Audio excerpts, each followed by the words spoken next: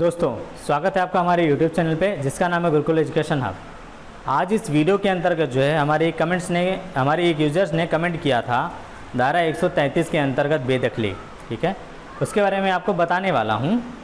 तो धारा 133 के अंतर्गत बेदखली किसकी होती है और क्यों होती है, इसके बारे में। धारा 133 व्यादेश क्षतिपूर्ति के लिए वाद, ये किस केसेस में होता है? यदि कोई आसामी, ठीक है, कोई आसामी जो है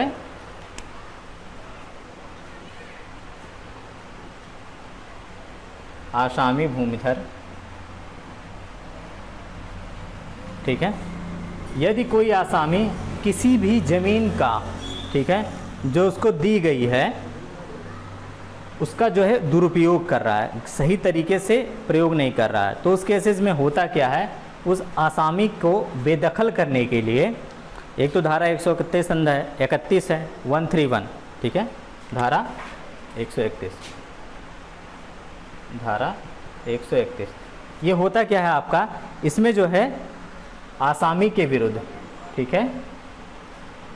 आसामी के विरुद्ध बेदखली का वाद दाखिल किया जाता है, दखली का वाद दाखिल किया जाता है, ठीक है। धारा 131 के अंतर्गत किसी भी आसामी को बेदखल किया जाता है। ये बेदखल किन आधारों पे किया जाएगा? एक तो ये जो है उसको जो भूमि दी गई है वो जिस प्रयोग के लिए दी गई है, अगर वो उस प्रयोग से भिन्न उस भूमि का जो है अन्यत्र के लिए प्रयोग कर रहा है, मान लीजिए हमने किसी भी ज़मीन को हमने जोतने के लिए दिया, कृषि कार्य के लिए दिया, वह उस भूमि का कृषि कार्य के लिए उपयोग ना करके घर बना ले रहा है या फिर जो है उसमें तालाब खोद ले रहा है, तो उस केसेस में क्या होता है, हम बेदखली का वाद दाखिल कर सकते हैं। और इसमें जो है वो जो आसामी को ज़मीन दी जाती है या तो ग्राम पंचायत दे देगा, ठीक है, दो लोग देते हैं, या तो ग्राम पंचायत या फिर कोई भूमिधर, ठीक है। ये भूमिधर आपका जो है संक्रमणीय भूमिधर होगा, ठीक है, तो ग्राम पंचायत देगा या फिर आपका संक्रमणीय भूमिधर कोई दे देता है। अगर किसी को उसने जो है आसामी पट्टा दिया हुआ कि वो इस भूमि का उपयोग कृषि के लिए करे, या फिर तालाब का पट्टा दे दिया है कि आप जो है इस तालाब का प्रयोग मछली पालन के लिए करें, तो उसको वो पटवा रहा है, तो उस केसेस में क्या होता है, आप जो है धारा 133 के अंतर्गत बेदखली का वाद दाखिल कर सकते हैं।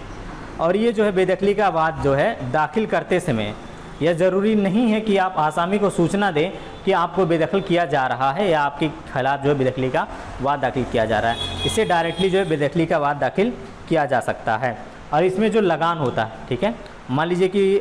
आसामी जो है उस लगान की पूर्ति नहीं करता है, मान लीजिए उसने 5 साल के पट्टा लिया और उसने लगान की पूर्ति नहीं की, तो उस केसेस में भी ये जो है आपका जो है बेदखली का वाद दाखिल कर सकता है आसामी को बिना सूचित किए। और जो है लगान की रकम जो होती है वो उससे या तो मुकदमा फाइनल होने के बाद जो है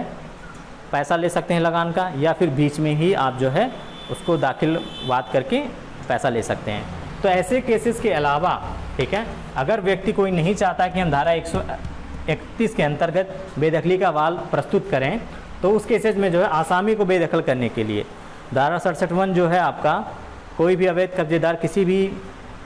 सरकारी लैंड पे कब्जा किया हुआ वो भी बिना अनुमति के, ये तो आसामी अनुमति लेगा, आसामी जो है अनुमति लेकर के जो है किसी भी भूमि का उपयोग करने की आज्ञा लेता है।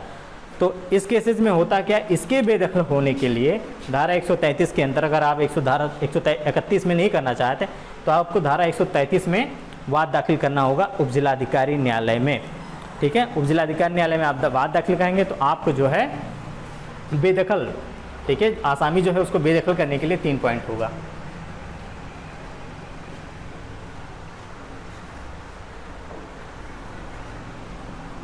पहला केस क्या होता है, अनाधिकृत प्रयोग, ठीक है, अनाधिकृत प्रयोग या फिर आपका जो है नुकसान को रोकना,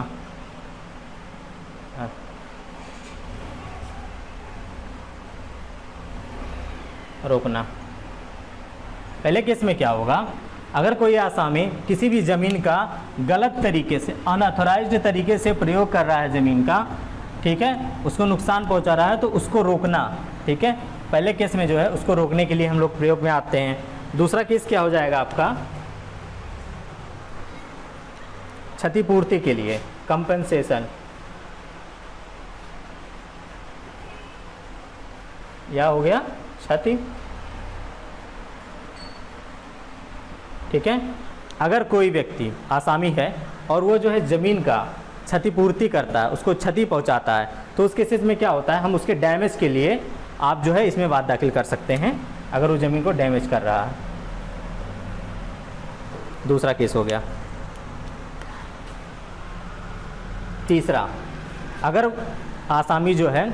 उस भूमि को जो है ख़राब कर दिया है, तो उसकी जो रिपेयरिंग कॉस्ट होती है, ठीक है, उस भूमि को जो है सही करने के लिए, उसके आंशिक भूमि विभाग को या पूरे विभाग को उसने जो नुकसान पहुंचाया, उसके लिए जो है इसमें हम वाद दाखिल कर सकते हैं। इस केसेस में क्या होगा, भूमि को बेकार करने